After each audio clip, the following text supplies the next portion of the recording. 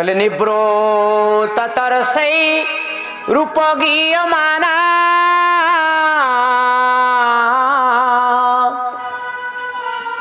भव औषधं श्रोत्र मनो विरामा कहौ तम श्लोका गुणानुवादा पुमान विलज्यते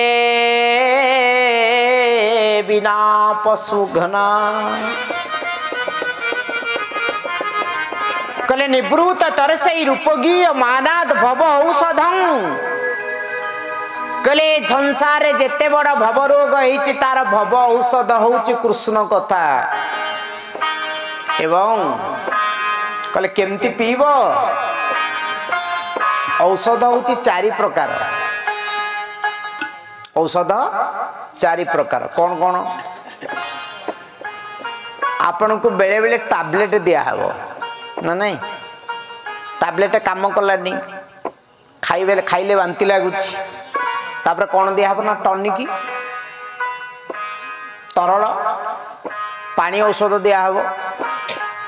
आउ किछि रोग अछि ता पई टैबलेट दरकार नहीं पानी औषध भी दरकार नहीं कौन ना लेप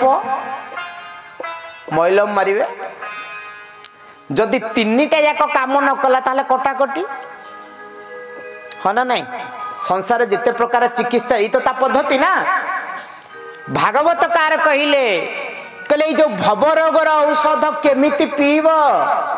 कहले भव रोग पाई औषध पाटी पीले रोग भल हेबनी केमती पीब ना भव औषधं श्रोत्र मनो विरामा ए औषध को काने रे पीब श्रोत्रेंद्रिय